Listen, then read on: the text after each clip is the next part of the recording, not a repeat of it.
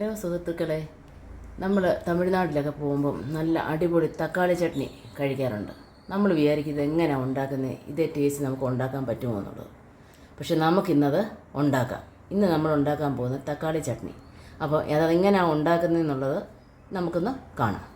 അപ്പോൾ നമുക്ക് തക്കാളി ചട്നി ഉണ്ടാക്കാൻ വേണ്ട സാധനങ്ങൾ: ആദ്യം 3 സവാള നീളത്തിലരിഞ്ഞത്, വെളുത്തുള്ളി കനം കുറച്ച് അരിഞ്ഞത്, പച്ചമുളക്, 2 തക്കാളിക്ക ചെറുതായി അരിഞ്ഞ സാധനങ്ങളാണ് നമുക്ക് ചട്നി ഉണ്ടാക്കാൻ വേണ്ടി വേണ്ടത്. ഇനി നമ്മൾ ചീനിച്ചട്ടി അടുപ്പത്ത് വെച്ചൊന്ന് ചൂടായി വെളിച്ചെണ്ണയും ചൂടായിട്ടുണ്ട് ഒഴിച്ച്. ഇനി നമുക്കതിലേക്ക് സവാള ഇടാം. അല്പം ഉപ്പ് ചേർക്കുക.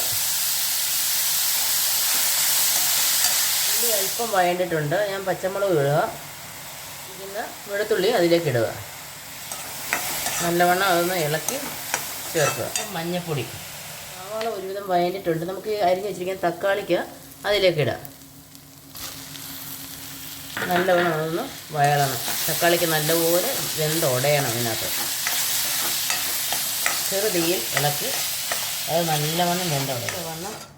തക്കാളിക്ക് അങ്ങോട്ട് ഉടച്ച് ചേർക്കുക. കണ്ടോ?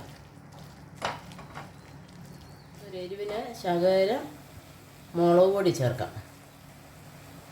ഈ ഉള്ളി തണുത്തിട്ടുണ്ട്. നമുക്ക് കുറച്ച് മല്ലിയില, അല്പം മല്ലിയില ഇതിനകത്ത് അരിഞ്ഞിടാം. അരയ്ക്കാനാണ് നമുക്കിത്. ഇതെല്ലാം കൂടെ ചേർത്ത് നമ്മൾ മിക്സിയിലൊന്ന് നല്ലപോലെ അരച്ചെടുക്കാൻ ഒക്കത്തില്ല.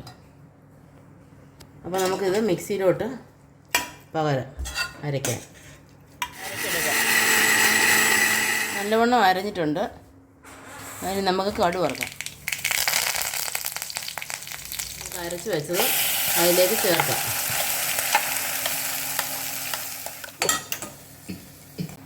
മിക്സിയുടെ ജാർ നമ്മൾ നല്ലപോലെ കഴുകി ആ അരപ്പും കൂടെ നമ്മൾ ഇതിനകത്ത് ചേർക്കണം.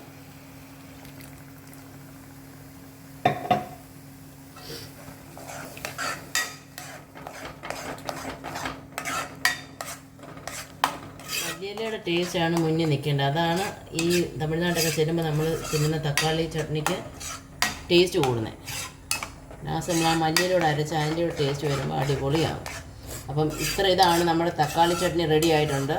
ഇനി എല്ലാവരും ഒരു തിളച്ച് അത് നിർത്തുക. അത്രയും മതി.